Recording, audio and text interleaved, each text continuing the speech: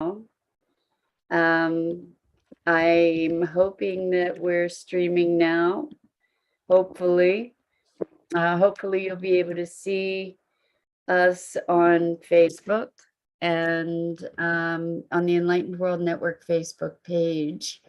I think you may have missed my intro because I hadn't turned on one of the settings. So in any case, today's topic, yes, now we're live. Okay, so we're not going to share the centering exercise again, but welcome, welcome. And we're talking today about chipping away. Sometimes we're confronted by situations that um, are not resolved simply, right? Like where we have an issue about something that we have to approach from all different angles to be disassembling it, so to speak, in order to come to a resolution. So it's interesting because some situations are really straightforward, and other situations are really more of a complex. And I'm not talking necessarily about situations. I'm talking about responses. Good morning, Rosalind. So glad you could make it. I had a little bit of a user error in the beginning, which is why it showed up late on Facebook without the without our introduction centering exercise. But we're good to go now, and I'm so glad you're here. And welcome to everybody else who's joining us. We're talking about chipping away. So there's, I've got something going on in my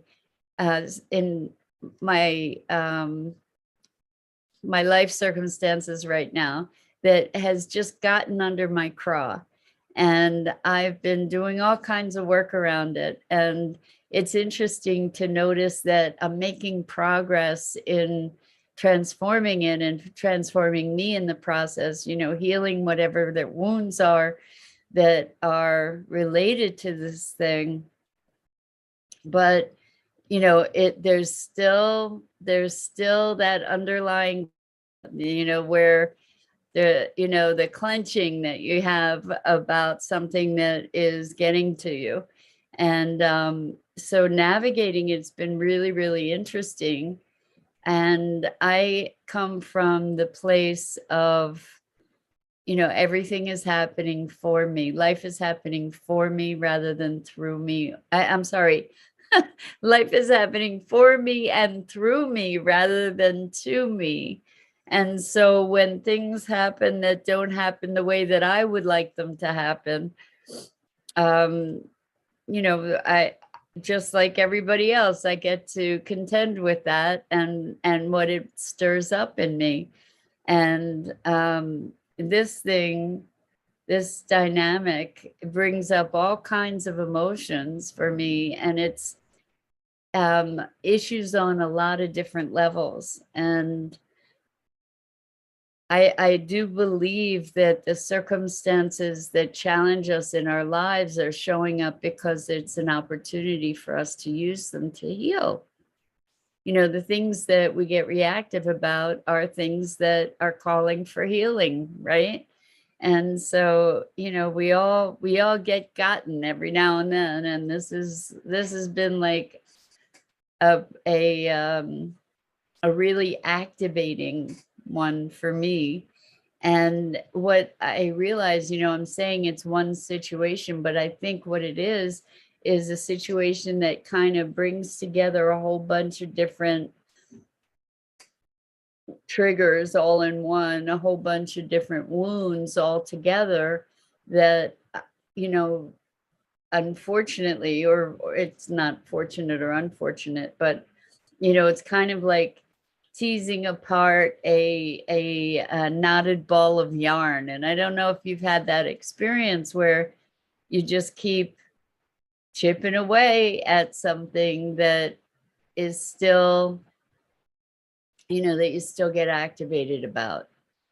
And it's interesting. I see that I've made progress around it, that I don't have the same level of reactivity, but the reactivity, it really, really triggered me in a very, very deep way. And so why I'm talking about this is because we all get triggered. And I really, truly do believe that those triggers are opportunities for us to see ourselves, to see the places where we still have growth to do. And yet, as you're working through something, even the working through process can be triggering, right? It's like, well, how come this is still here? And that's a really important, useful question, actually, is like, well, what else is going on with this?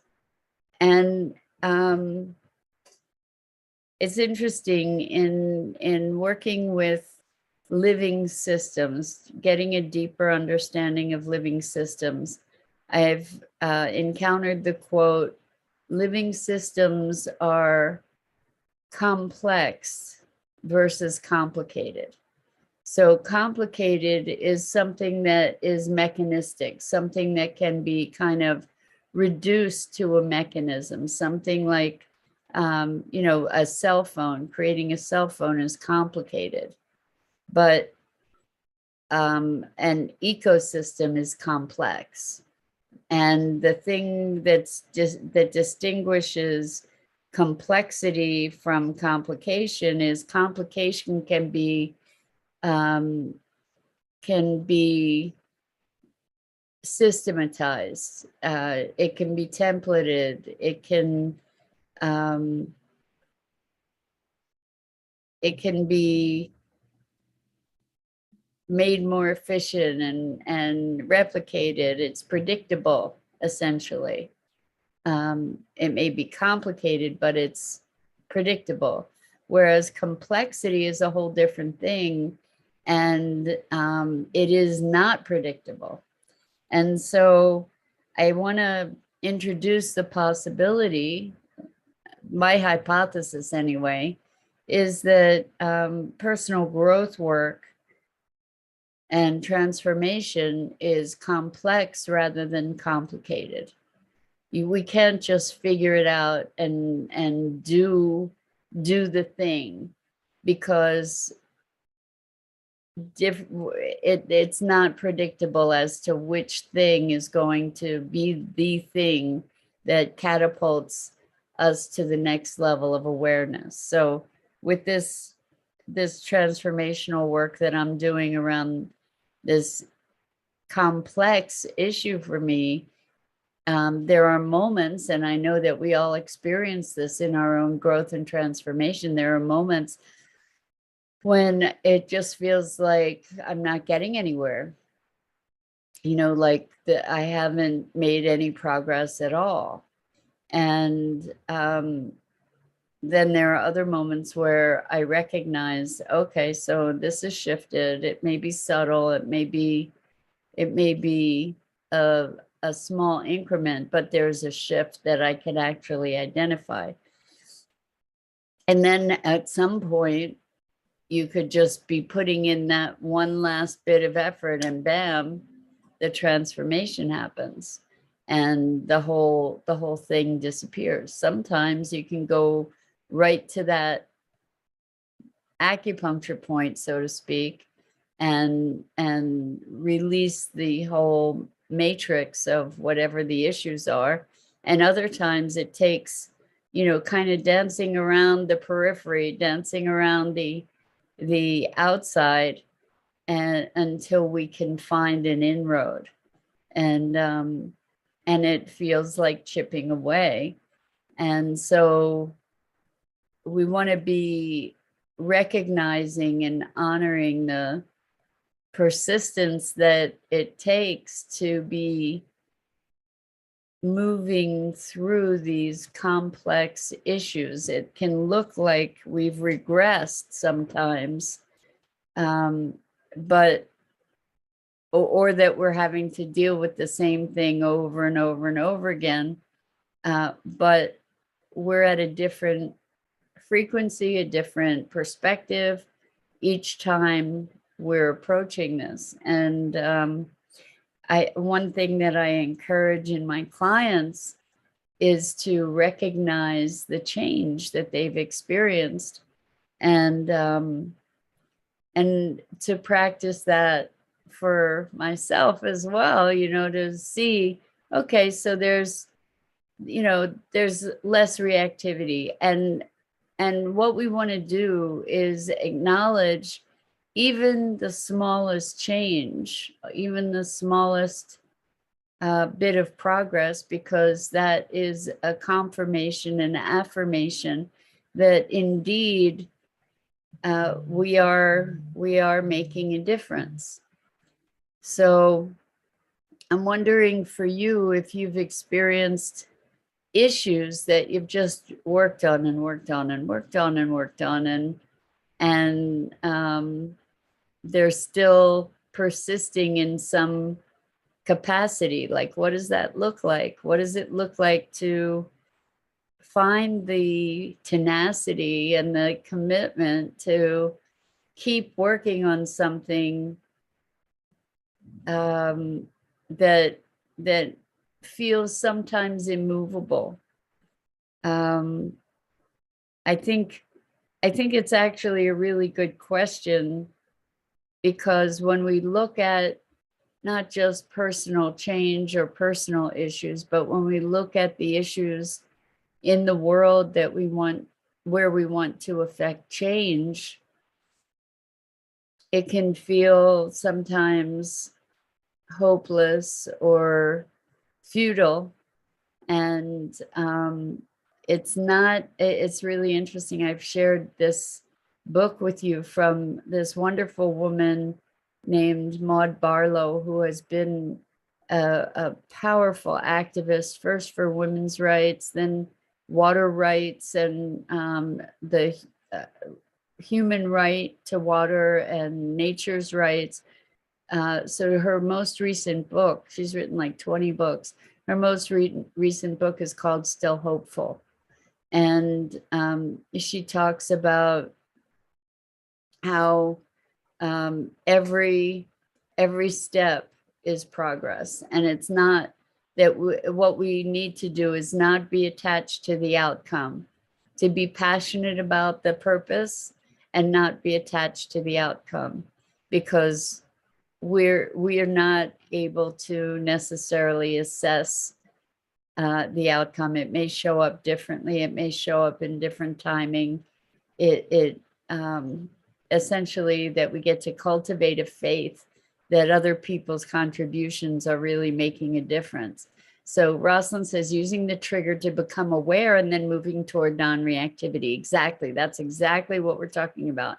So when we get triggered, rather than getting sucked into that whole spiral of reactivity, what we get to do is notice what that is, what's going on. What is it that's triggered? Is it a sense of feeling unsafe? Is it a sense of injustice? And in my situation, there's a sense of feeling unsafe, a sense of injustice, a sense of not being able to control my own destiny, of being at the whim of somebody else that is very capricious, to not be steering my own ship, kind of thing, which isn't true. It's just that there's certain aspects of steering one's own ship that you still have to account for the tides, right? You still have to account for the other vessels that you might be encountering. So, but it triggered a whole lot of stuff for me that I had not realized was still so wounded. Like I I I believe that whatever it is that occurs in our lives, we get to dance with it in one way or another. And um, the reaction of feeling powerless at the effect of, dominated and controlled,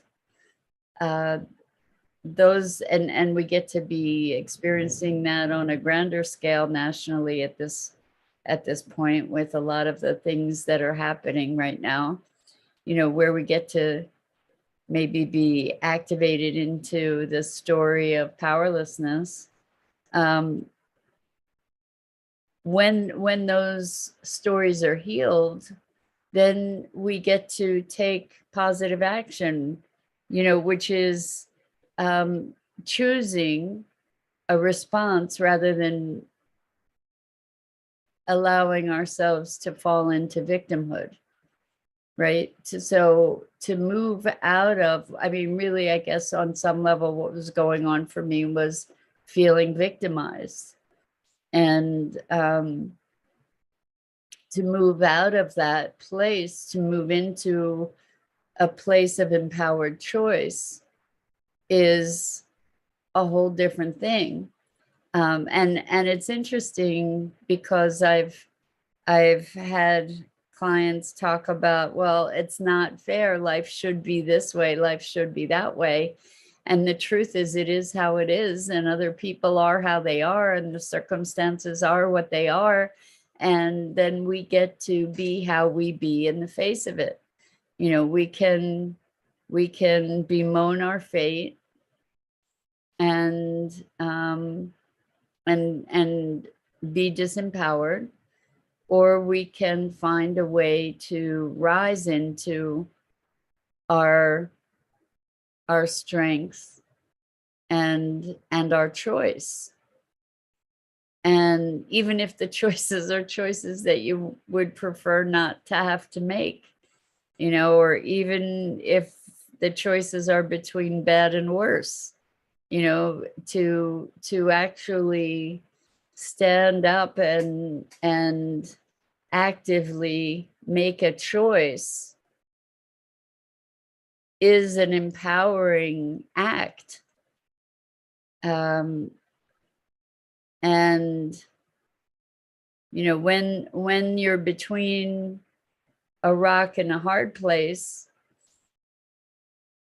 choosing one of them is at least going to move you into out of victimhood and into ownership of your experience. And I think that that's the ultimate intention, is to get to a place of self-mastery where we can be engaging as active partners with life, collaborators in life, rather than victims of life. And so the thing that's interesting, so Rosalind says, how to discern unattaching to an outcome but not losing desire. Yeah, that's a really good one. That's a really good one. And that's really what Maud Barlow is saying, is be passionate about the intention, but realizing that the outcome doesn't have to look a certain way by a certain time. That there is an element of faith that we get to cultivate about making a difference, right? To cultivate a sense, for instance, in the face of saving the world, so to speak, we get to, as Maud Barlow says, have faith that it's not just our actions, that it's not just us alone, that the responsibility for saving the world, it's not just ours alone, and that the action that we're taking is being complemented by actions taken by others as well. And in personal growth, in this kind of situation, you know, where we get triggered, what I see, again, one of my working hypotheses is that in our intentions to heal these wounds in ourselves, we're also healing them in the collective. You know, that as we raise our own vibration, as we raise our own frequency, as we heal our own wounds, we are part of the collective. And it very well may be that one of the, and I don't know, but we live in a complex reality. So it may be that in my challenges in healing this are not due entirely to my own triggers, but this is in conjunction with others. And so perhaps part of the complexity and part of the work that I'm doing is actually working on their healing as well. You know, maybe I don't get to be fully healed until they are around this issue, or around whatever issues. Good morning, Gia. So good to have you here this morning. So Gia says, hey, Mira, been listening to you, but couldn't reply. Is busy with work again. Great topic. So glad to have you listening, Gia. And that's awesome that you're busy with work and listening. I think it's awesome. I'm flattered. But the thing is that we navigate challenging waters, and the things that come up to challenge us. And I do operate, as I said, with this hypothesis that these things are arising because they're ready, and we're ready to heal them. And it can take a persistent effort. And so I'm here to encourage you not to give up. I'm here to encourage you to keep chipping away, to be persistent about it, and to be checking in to notice the even subtle changes, to presence yourself to any progress that you make, however small it may seem. Because if we're talking about quantum change, remember that in a quantum state, you're putting in all this energy. It looks like everything's the same, and then boom, it pops up to the next level, seemingly in an unexpected way. And so I think that that's how cultural transformation works. I think that's how personal transformation works. And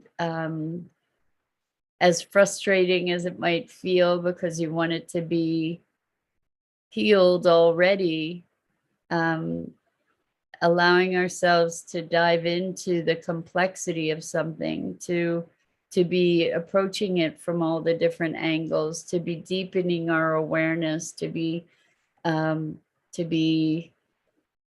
more fully embodying the transformational change that's happening on so many levels. Sometimes it just doesn't go according to the schedule that we would like it to go according to. Sometimes it takes more effort, and ultimately the healing of those things, particularly the ones that give us the most resistance or challenge, they pay back dividends, right? They are truly life altering to be able to get down to these deep underlying layers and heal them. So sometimes we can see instantaneous change, and other times it feels like it's a slog. But be heartened, be heartened that the intention and the persistence will be rewarded.